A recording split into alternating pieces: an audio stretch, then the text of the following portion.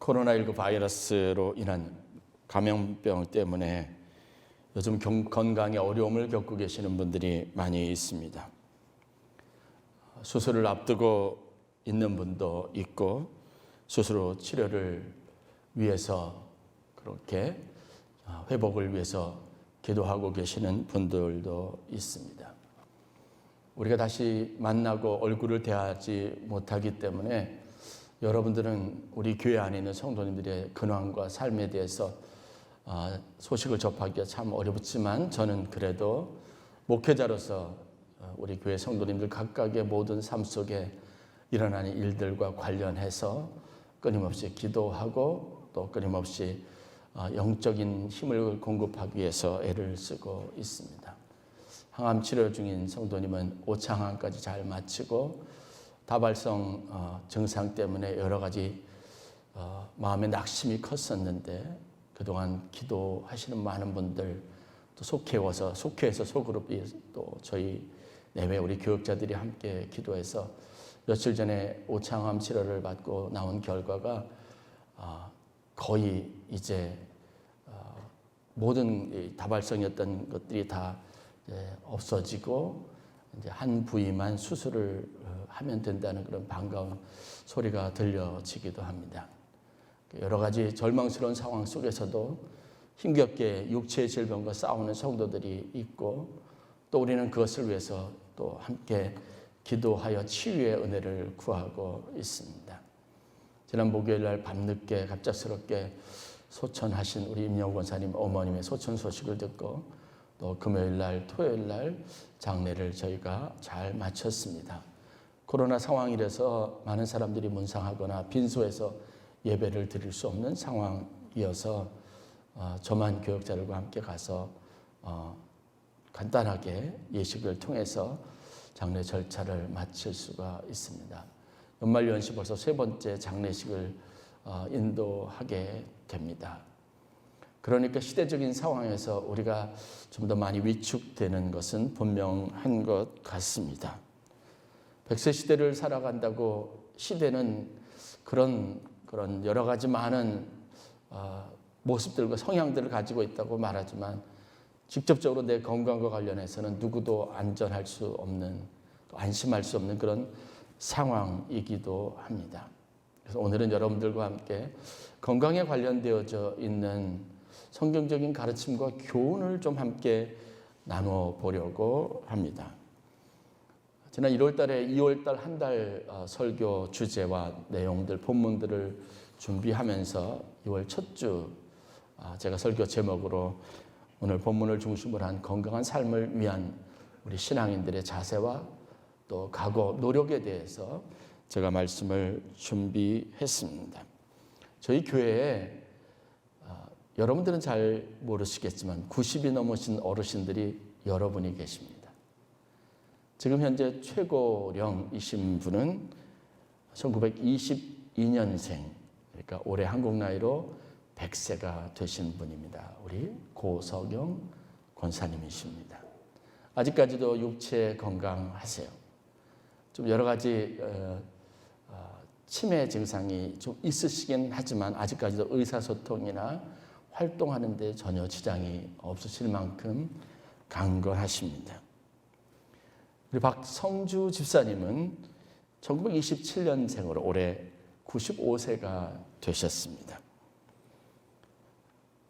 우리 교회 어른이신 우리 박일은 장로님, 교회를 처음 창립하실 때 원로 목사님과 함께 창립 멤버로 지금껏 자리를 지키고 계시는데 박일은 장로님도 올해 92세가 되십니다. 이분들 외에 두 분의 권사님들이 더 계십니다. 올해 91세 되시는 여자 권사님들이신데 우리 이보 권사님, 김남숙 집사님이 되겠습니다. 그리고 다음 내년에 90세를 앞두고 계신 분도 계십니다. 이숙희 권사님이 그렇습니다. 저희들이 이렇게 건강한 어르신들과 함께 지체를 이루고 신앙생활하는 것은 축복입니다. 어르신들이 계시니까 이게 100세 시대라고 하는 것이 막연하지 않고 우리에게 현실적인 일이 되고, 우리가 90살이 되고 100세 가까이 되면 우리의 모습이 어떻겠구나 가늠해 볼 수 있는 중요한 척도가 생긴 겁니다. 기준이 생긴 겁니다. 그래서 여러분, 제가 언급해드린 이름을 말씀드린 이유가 있습니다. 이분들이 더 강건하시도록 여러분들이 기도해 주시기를 주의 이름으로 간절히 축원합니다. 장로님도 100세가 넘으실 때까지 이 자리에 계셔야 합니다. 지난 2011년 우리 곁을 떠난 여류 소설가 박완서님이 있습니다. 그분이 노년의 나이에 몸에 대해서 이런 짧은 소회를 적은 적이 있습니다. 제가 여러 군데다가 이분의 글을 많이 인용을 하는데요. 노년의 나이가 되어서 몸은 어떤 의미를 가질까? 이렇게 설명하고 있습니다. 젊었을 때 내 몸은 나하고 가장 친하고 만만한 것이더니 나이가 들면서 차차 내 몸은 나에게 삐치기 시작했다. 늙음하게 내 몸은 내가 한평생 모시고 길들여온 나의 가장 무서운 상전이 되었다. 너무 멋있는 표현 같습니다. 젊었을 때는 만만한 친구 같던 내 몸이 나이를 먹으니까 나에게 삐치기 시작합니다. 잘 관리를 못 해주니까 삐치는 거예요. 늙음악해서 이분이 생각하는 내 몸은 내가 한평생 모시고 길들여온 나의 가장 무서운 적이 되었다. 무서운 상전이 되었다. 이렇게 표현하고 있습니다. 평상시 잘못하면 여러분 내 몸한테 혼을 많이 나게 되어져 있습니다. 관리 잘 하셔야 합니다. 몸은 우리가 사는 집이죠. 나의 삶을 이루는 가장 든든한 기반입니다. 이 몸이 무너지면 여러분 우리가 참 많은 어려움을 겪습니다. 아무리 건강하고 좋은 목표를 갖더라도 이게 유효기간을 잘 유지할 수가 없어요. 몸이 부실해지면 힘을 잃게 되고 의욕은 지속될 수 없습니다. 건강한 삶의 목표, 의욕 넘치는 많은 계획, 그게 수십 수백 가지라도 아무 소용이 없게 되기 때문에 그렇습니다. 몸의 건강을 돌보는 일은 자기를 돌보는 일이다. 그리고 또 하나 제가 요즘 깨닫는 것은 몸의 건강을 돌보는 일은 남을 위한 착한 일이기도 합니다. 저희 어머님이 아프시니까 저희들이 일상이 엉망이 됐었습니다. 저희 교회에 여러분이 부모님이 편찮으셔서 좀 애쓰고 계시는 분들이 있는데 보니까 신앙생활도 제대로 안 되고요. 뭐 자기 일, 자기 시간 이거 보장받을 수 없더라고요. 건강하신 어르신들을 보면 그 자제되시는 분들은 무조건 잘해드려야 합니다. 건강하시는 거니까요. 자녀들이 가지고 있는 수고를 참 많이 덜어드리는 겁니다. 요즘 유행하는 표현대로 몸을 돌보면 몸도 당신을 돌보고 그렇지 않고 방치하면 몸이 언젠가는 당신에게 복수를 할 것입니다. 그러나 정확한 의미에서 건강은 몸의 건강만을 의미하지는 않습니다. 우리 어학사전에서도 찾아보니까 건강이라고 하는 것의 개념은 몸이나 정신에 아무 탈이 없고 튼튼한 상태다라고 기록이 되어져 있습니다. 의학적인 개념에서 가장 공신할 만한 세계보건기구라고 알려져 있는 WHO에서 말하는 건강이라고 하는 개념은 1948년 이렇게 정의가 되어져 있습니다. 단순히 병이 없거나 허약하지 않은 것을 의미하는 것이 아니라 육체적, 정신적, 그리고 거기에다 하나 더해서 사회적으로 완전한 안녕 상태에 있는 것이라고 말합니다. 자기 개인적인 차원을 떠나서 사회적으로도 다 평안하게 하고 든든하게 하는 그런 중요한 지표가 된다라고 말하고 있는 겁니다. 우리말에 건강한 정신은 건강한 신체에 깃든다라는 말도 있습니다. 건강한 삶을 위해서 우리는 그래서 육체의 건강뿐만 아니라 정신적인 건강, 또 우리가 영향력을 주고받는 사회적인 관계에 이르기까지 굉장히 중요한 요소라는 생각을 가지고 여러분, 오늘은 심각하게 건강을 관리하고 돌보는 문제에 대해서 여러분들이 문제의식을 갖고 말씀을 통해서 구체적으로 여러분 삶에 적용하고 힘쓰는 노력들이 있기를 주의 이름으로 간절히 축원합니다. 오늘 본문을 좀 자세히 살펴볼 필요가 있습니다. 오늘 본문에 보면 솔로몬의 잠언, 즉 솔로몬이 말하는 건강한 삶을 위한 비결에 관련된 아주 간단한 표현이 기록이 되어져 있습니다. 20절부터 22절 말씀을 보면 내 아들아 내 말에 주의하며 내가 말하는 것에 내 귀를 기울이라. 그것을 내 눈에서 떠나게 하지 말며 내 마음속에 지키라. 그것은 얻는 자에게 생명이 되며 그의 온 육체 건강이 되매니라. 솔로몬은 굉장히 사람들에게 주의력을 가지고 집중력을 가지고 이제 내가 하는 말에 귀를 기울이라고 말합니다. 이것은 그만큼 중요하다라는 전제를 가지고 교훈하고 있습니다.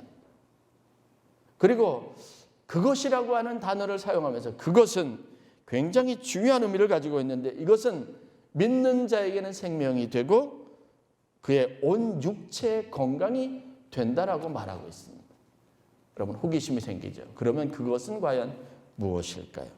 바로 지혜의 말씀, 곧 하나님의 말씀입니다.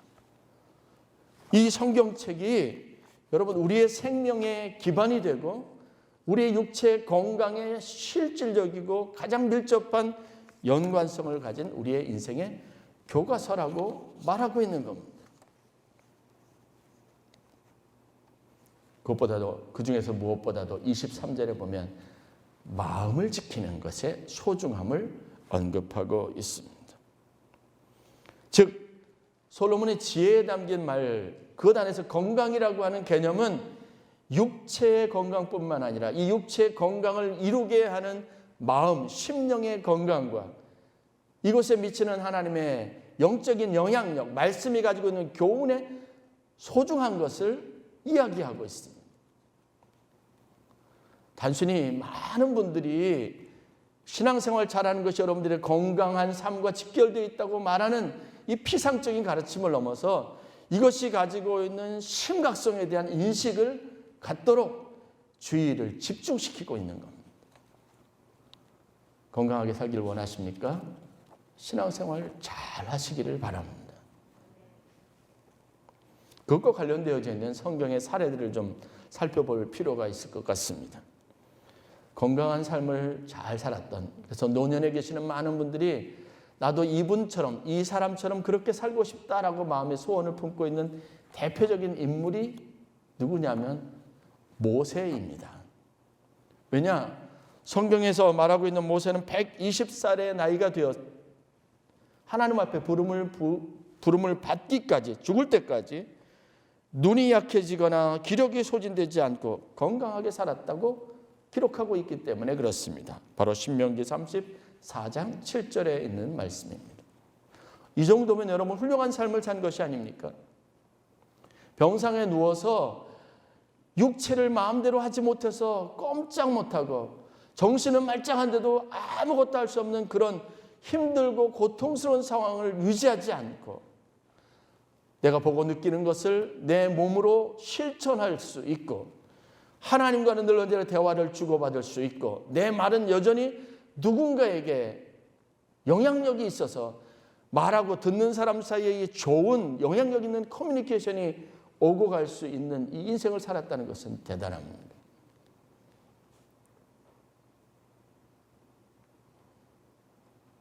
평생을 살았던 가장 고령의 어르신이 여러분 가운데 우뚝 서서 그분이 한마디 한마디 당부하듯이 내뱉는 이야기들은요 얼마나 귀를 기울이게 만들까요?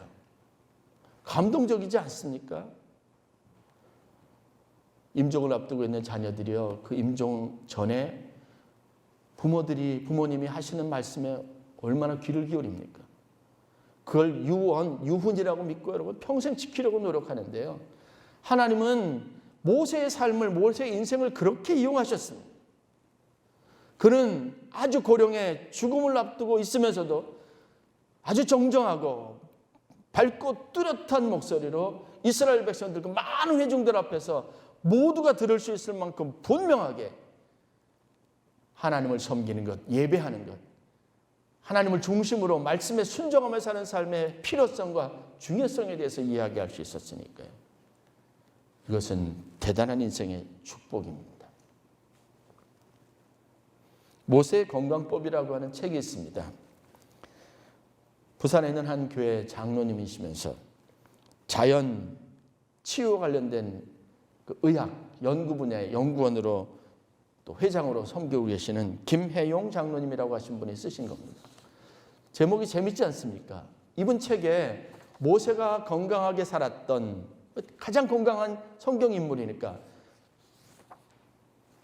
이유, 방법, 건강관리법 5가지를 다음과 같이 요약해서 소개하고 있습니다. 첫 번째는 운동과 걷기. 제가 보기에는 일부러 성내천 걷듯이 걷는 분은 아니었던 것 같은데 그분이 살았던 환경, 상황, 삶이 그랬으니까요. 들판에서 광야에서 걷는 게 일상이었던 분입니다. 이 책에는 모세가 시내산에 오르락 내리락 하기를 4번을 했다. 그것도 등산이라고 표현을 하셨더라고요. 재미있습니다. 삶의 조건과 환경이 그랬으니까 많이 늘 걷는 생활을 했습니다. 그런데 이게 그분의 건강의 비결이었다고 말합니다.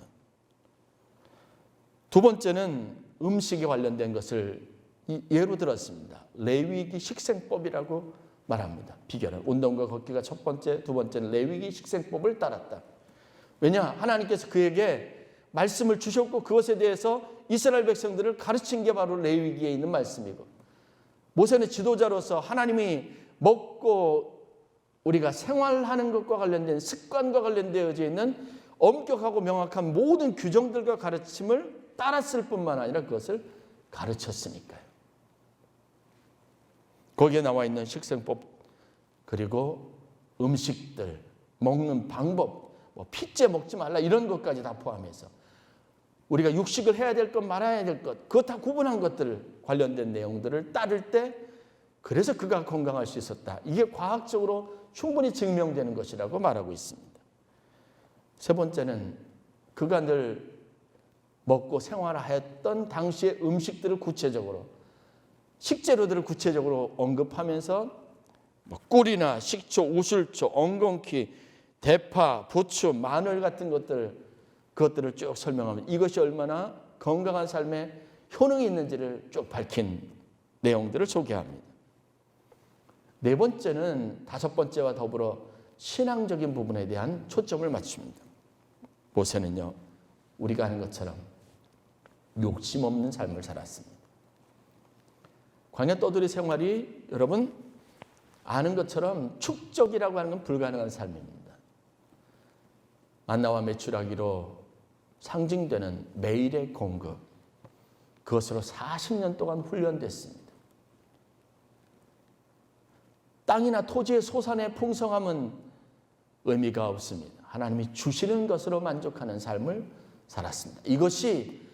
그것이 불안한 요소가 될 수 있다고 여길 수 있지만 반대로 보면 그럴 수밖에 없는 현실에서 욕심 없이 살아갈 수 있도록 하신 하나님의 놀라운 축복이 모세를 건강하게 했다라고 말하고 있습니다.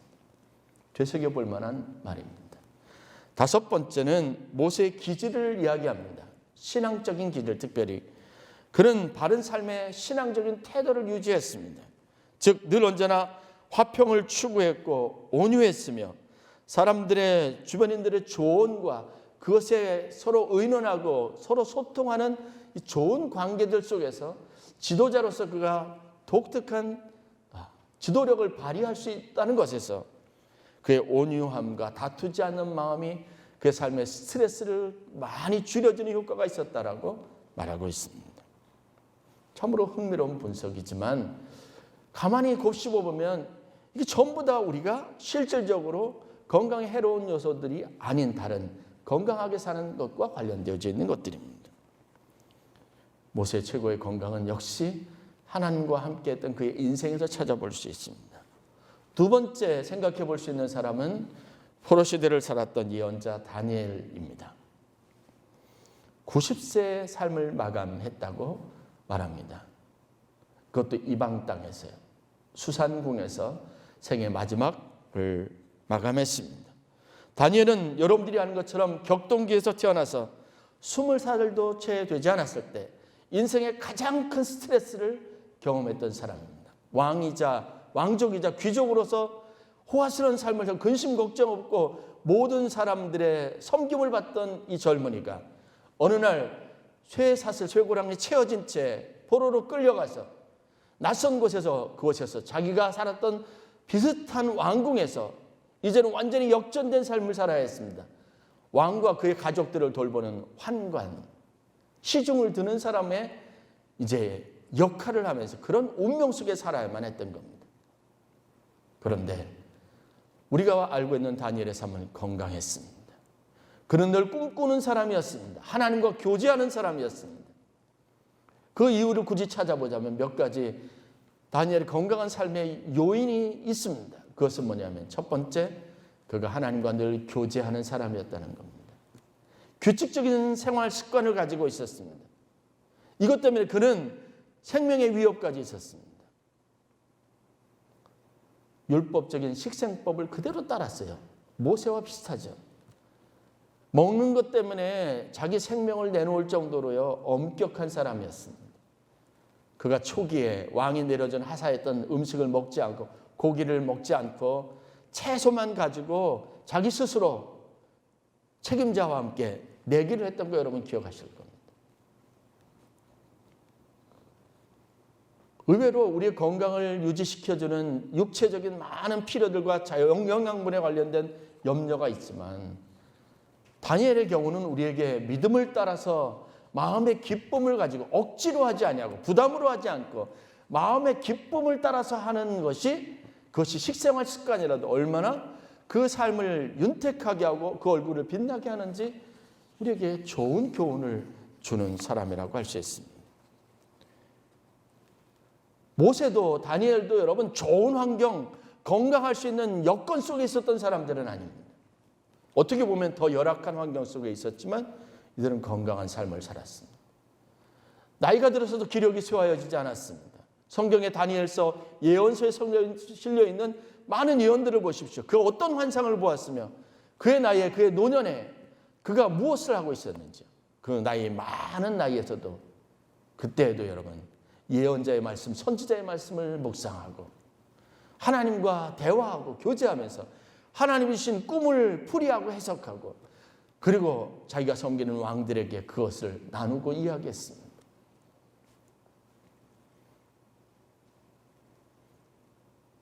단순히 육체의 건강을 돌보기 위해 애쓰기보다 그는 신앙 안에 살기를 위해서 훨씬 더 많은 노력을 기울였던 사람이지만 그는 가장 건강하고 아름다운 삶을 살았습니다.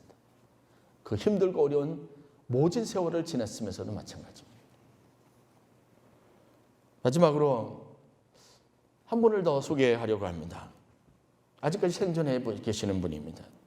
최근 한 언론사에서 올해로 102살, 102살 생일을 맞이한 김영석 교수님을 인터뷰했습니다. 제가 보니까 중앙일보였더라고요. 노령의 교수에게 102년을 건강하고 행복하게 살아온 비결에 대해서 기자가 궁금증을 가지고 물은 겁니다. 제가 물었을 때 이 기자는 참 궁금했을 겁니다. 어떻게 이분이 이렇게 제가 봤을 때는 앞으로도 5년, 10년 지금 건강 상태라면 끄떡 없을 것 같아요.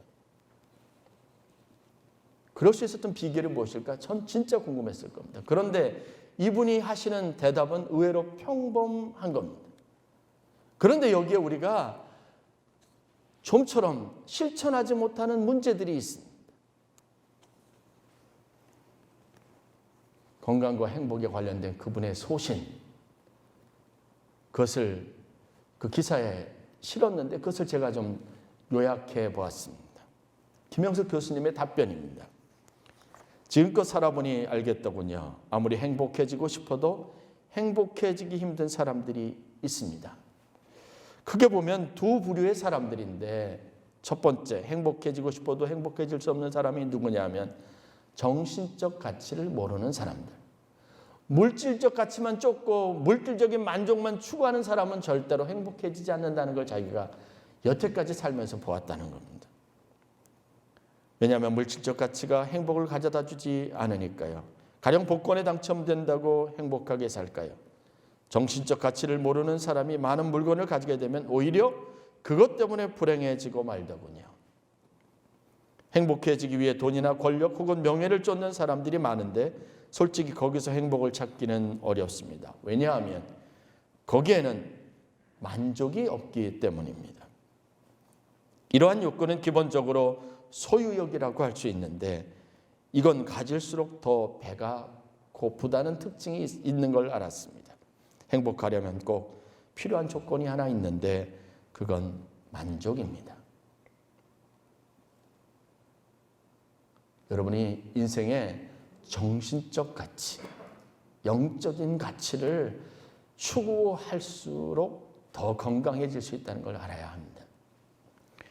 두 번째에 대해서 이렇게 말합니다. 두 번째는 이기주의자입니다. 이기주의자와 행복은 공존할 수 없습니다. 이기주의자는 자신만을 위해서 삽니다. 그래서 인격을 못 가집니다. 인격이 뭔가요? 이기주의와 인격의 상관관계에 대해서 사람들이 많이 궁금해하는데 인격은 바로 좋은 인간관계에서 나오는 선한 가치입니다. 이기주의자는 그걸 갖추기가 어렵습니다. 인격자가 이기주의자이기는 어렵다는 겁니다. 인격은 행복을 담을 수 있는 그릇과 같은데 이기주의자는 그릇이 작기에 담을 수 있는 행복도 작을 수밖에 없습니다. 그러니 인생을 살아가면서 이기심을 버리고 비우는 연습을 많이 해야 행복할 수 있습니다. 맞는 이야기입니다. 그 다음으로 그분이 중요하게 여기는 것에 대해서 말씀하시는데 그 중요하게 여기는 것이 바로 건강입니다. 사람이 살면서 열매를 얻기 시작하는 나이가 대략 60, 70살인데 많은 사람들이 이 시기에 육체적 건강의 문제로 열매의 기쁨을 누리지 못한다는 것입니다. 의사들 이야기를 들어보면 혈압, 당뇨, 치매는 주로 60세 이후에 찾아온다고 합니다. 그걸 60대, 70이 되어서 비로소 관리하려고 하니까 힘이 듭니다. 그러므로 50세부터 잘 관리해야 합니다. 저를 비롯해서 50대 여러분들 지금부터 관리해야 60, 70세 때 그거 관리하느라고 여러분 몇 배 이상 힘들이지 않게 되어져 있습니다. 이분이 직접 경험한 겁니다. 그럼 90까지 행복하고 보람있게 살 수 있습니다. 100살까지 건강하고 행복하게 살려면 그 다음에 6, 70이 이후에도 열심히 공부해야 합니다. 이분의 비결, 정신이 늙지 않으면 몸도 정신을 따라합니다. 여러분 김영석 교수님은 우리 원로 목사님 또 장로님 잘 아시는 분입니다. 1920년에 태어나셔서 일제강점기, 광복, 한국전쟁을 다 겪으셨습니다. 신앙의 자유를 찾아서 북에서 남하하셔서 피난살이를 하시고 어렵게 굶주리면서 먹을 것이 없어서 고생하면서 자리를 잡고 이 땅에서 한국에서 생활을 하셨습니다. 그 고된 인생, 힘들고 어려운 삶을 다 살아냈지만 그러면서도 그분이 철학자로서, 교수로서 자신의 삶을 돌아볼 때 항상 자기는 행복한 사람, 행운이 많은 사람, 운이 좋았던 사람이라고 말해요. 피난민으로서 와서 유학을 할 수 있었으니까요. 대학의 교수가 될 수 있었으니까요. 학생들하고 젊은 학생들과 함께 늘 같이 생활하면서 가르칠 수 있었으니까요. 그분의 행복한 삶의 비결을 요약하면 이렇습니다. 첫 번째, 기독교의 사랑의 가치를 항상 최우선으로 삼고 그분은 다른 사람들에게 사랑하려고 그분이 노년에 부인이 오랜 투병 생활할 때 그 곁을 지키면서 극진히 돌봐온 것은 아주 유명한 일합니다. 부인을 돌봤지만 그 부인을 사랑하는 마음으로 했던 그 에너지가 본인에게 굉장히 중요한 건강하게 살 수 있는 힘이 되었다라고 말하시는 분입니다. 사랑하며 사시기를 바랍니다. 두 번째, 스스로의 운명, 그렇죠? 격변기를 다 경험했으니까요. 먹지 못해서 굶주리는 삶을 살았기도 했으니까요. 그 인생의 가장 힘든 시기에 자기 인생 모든 시간들이 다 있었으니까요. 그러나 그런 시간을 가지면서도 자기는 그 중에서 가장 행복하고 복받은 사람, 가장 많은 복을 받은 사람이라는 생각을 늘 가지면서 감사를 입에 달고 사셨던 분입니다. 세 번째, 그분의 좋은 영적인 습관이 있습니다. 신앙생활의 습관이죠. 하루를 늘 시작할 때 조용히 무릎을 꿇고 하나님 앞에 기도하면서 시작했고, 꼭 자기 전에 하루를 잘 살게 하신 하나님 앞에 감사하는 것으로 습관처럼 그렇게 하루하루를 생활해 오셨다고 말하고 있습니다. 마지막은요, 그분의 경건 생활의 습관인데요. 저도 참 이 이야기를 듣고 놀랐습니다. 하나님 말씀, 성경 공부를 60년 동안 계속해 오셨다. 60년을 성경 공부하셨다. 이 이야기는 뭐죠? 하나님의 말씀 앞에 서서 늘 자기를 비추고 높아지지 않고 겸손하게 하나님의 자녀로서 하나님 주신 뜻과 가르침을 따라 살려고 하는 자기 헌신과 자기 노력이 이 60년 성경 공부 안에 그대로 녹아져 있는 겁니다. 여러분은 우리 김영석 교수님보다 61년까지 하실 수 있는 기회가 있습니다. 62년 성경 공부할 수 있는 기회가 있습니다. 결국 무엇을 의미합니까?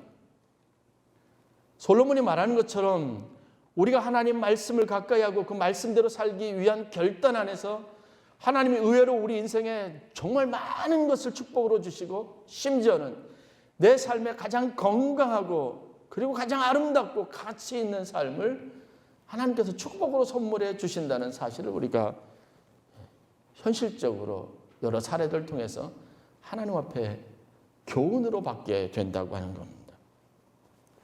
믿음으로 사시기를 주의 이름으로 간절히 축원합니다. 그렇게 반복된 경건 생활의 습관, 여러분들이 믿음을 따라 하나님의 뜻대로 살려고 하는, 그거는 여러분 나이에 상관이 없습니다. 나이에 구분이 있을 수 없습니다. 그래, 믿음 안에서 하나님 뜻대로 신앙 안에 살자라고 결단하고 여러분들이 삶에 실천하는 노력들이 결국은 여러분들을 건강한 삶으로 이끄는 가장 중요한 원동력이 된다는 겁니다. 건강을 잃은 다음에 애쓰고 수고하는 여러 가지 많은 노력들, 건강을 지키고 유지시키기 위해서 여러분들 쏟아붓는 물질적인 투자보다 이게 훨씬 더 가치 있고 효용성 있다라고 하는 이 말씀을 오늘 여러분들과 함께 나누기를 원합니다. 여호와를 경외하며 악을 떠날지어다. 이것이 내 몸에 양약이 되며 내 골수를 윤택하게 하리라.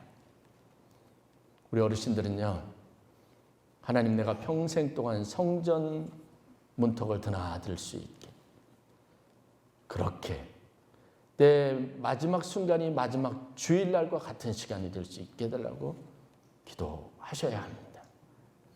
내 마지막 날이 하나님의 말씀으로 시작한 날이 될 수 있기를 위해서 기도하시기를 주의 이름으로 간절히 축원합니다. 몸에 좋은 어떤 음식보다, 명약보다 우리 몸을 더 윤택하게 하고 빛나게 하는 것은 하나님의 말씀, 경건생활, 좋은 평생 동안 유지했던 신앙 습관이라는 것을 여러분들이 다시 한번 마음에 깊이 새기시기를 바랍니다. 성경 필사, 시편, 잠언 여러분 꼭 쓰세요. 우리 어르신들 꼭 쓰세요. 천천히 써서 1년 걸리면 어떻습니까? 저희 어머님은 2년 걸려서 성경 필사하셨습니다. 그거 제가 달라고 그랬어요. 제게 유훈으로 물려달라고 했습니다. 그래서 저희 어머님은 성경을 다 쓰고 좀 페이지가 남아서 어머님 평생 동안 지금까지 살아오면서 간증 이야기를 이제 쓰고 계십니다. 그거를 제가 소유할 수 있다는 건 놀라운 축복이죠. 말씀과 가까이, 말씀과 함께 여러분의 삶을 지속해 나갈 때 하나님은 여러분들을 건강하게 축복하여 주실 줄 믿습니다. 기도하겠습니다.